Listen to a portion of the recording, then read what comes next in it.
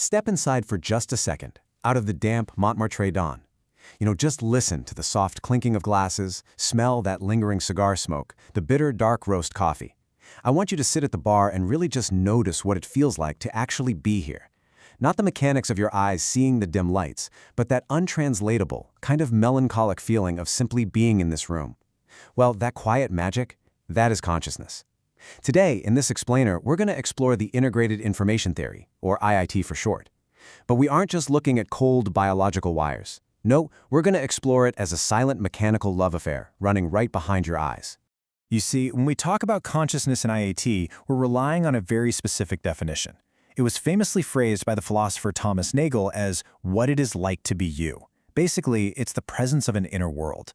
Because if we're completely honest, the universe could have evolved from the Big Bang to this exact moment with everything happening exactly as it is right now. The old train rattling by outside, the coffee pouring, without anyone actually feeling it. So IIT begins by pouring a glass, leaning across the bar, and asking the absolute ultimate question. Why are the lights on? Why are the lights of your inner awareness turned on at all? Most theories of the brain just look at how we process information, or how we react to a loud noise. But honestly, that's just tracking the shadows. Think of this explainer as my mechanical logbook. We want to decode the very romance of the mind, the whole shebang. We want to know exactly what properties a physical substrate must possess for the lights to be on in the first place, and why the specific shape of those physical properties dictates exactly why our experiences feel the way they do. Part 1. The Enigma of Consciousness, Phenomenology first.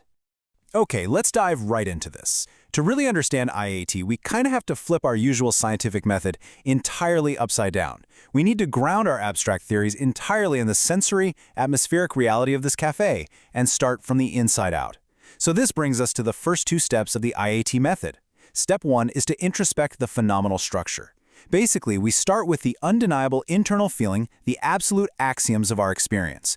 For instance, the unified feeling of tasting that bitter coffee while hearing the ambient chatter. It's an experience that cannot be reduced. Then, step 2 is to formulate physical postulates. We literally have to ask, what kind of physical causal machine could possibly correspond to this deeply unified feeling? And this brilliantly illustrates the massive divide we're trying to bridge here. On one side, you've got the phenomenal space, your unified, incredibly rich experience of this quiet morning. But on the other side, you have causal relationships. I want you to imagine the physical brain not as a wet, biological organ, but as an intricate, colossal, steampunk clock, a beautifully glowing machine made of interlocking brass gears, glass pistons, and delicate little copper wires. So how on earth does the turning of these physical, causal gears translate into the heartbreak or the joy you actually feel? Moving on to Part 2. The Clock of Experience, Explanatory Identity. This is where we reach the emotional climax of the theory, really. The exact moment where the phenomenal feeling and the physical mechanics finally embrace. Step 3 is proposing an explanatory identity. Now, this isn't just saying the brain creates the feeling. It's proposing something much more like a mechanical love letter. IIT suggests that the internal experience you feel and the physical cause and effect clockwork in your head literally share the exact same structural identity. They aren't two separate things bridged by some kind of magic. They are the exact same beautifully intricate structure, just viewed from two different sides of the mirror. And then, step 4, test this by accounting for specific properties of your experience. Now, the core concept that actually makes this identity possible is the phi structure. Phi is the deeply integrated cause and effect geometry of a system. I want you to think of integration as a kind of mechanical affection. In our steampunk clock, one brass gear cannot move without relying entirely on another. It's a profound dependency. And this interlocking passion between physical pathways, where absolutely nothing acts alone, well, that integrated geometry is what feels like a unified experience. So, let's put this romance to the test with step 4. We take an accidental property, which honestly just means a specific type of experience, like looking out over the physical layout of this cafe. Ask yourself, why does space feel extended?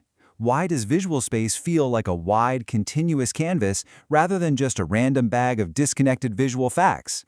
The answer IIT provides is honestly breathtaking. It tells us to look at the gears responsible for vision, the visual cortex, right at the back of your brain. The architecture back there is grid-like. It consists of lateral connections, basically a two-dimensional lattice of interlocking neurons. And the theory argues that the specific way these causal mechanisms constrain one another is structurally identical to the phenomenal feeling of expansiveness. The geometry of those brass gears locking side by side literally is the feeling of space. Mind-blowing, right?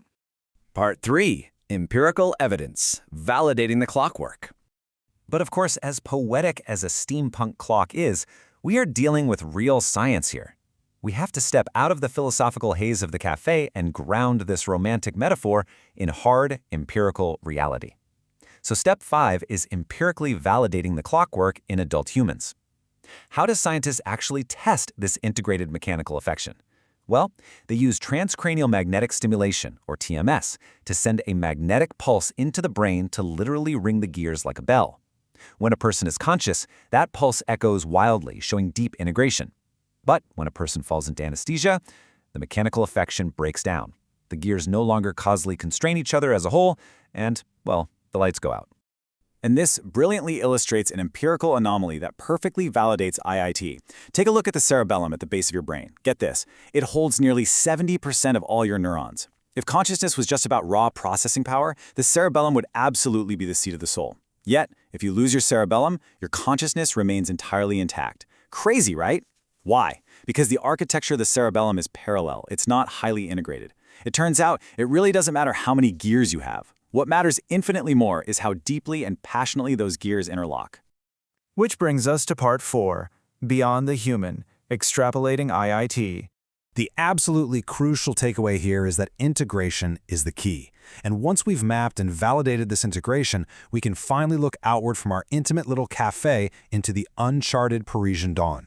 This brings us to the final stage of our methodology, extrapolation.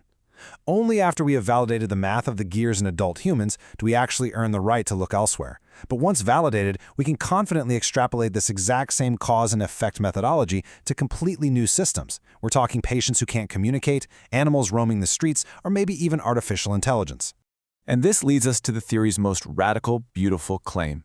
It honestly does not matter what the substrate is made of. It doesn't matter if it's the wet biology of a human brain, the cold silicon of a complex machine, or perhaps even the sprawling interconnected mechanisms of the train rolling by outside right now.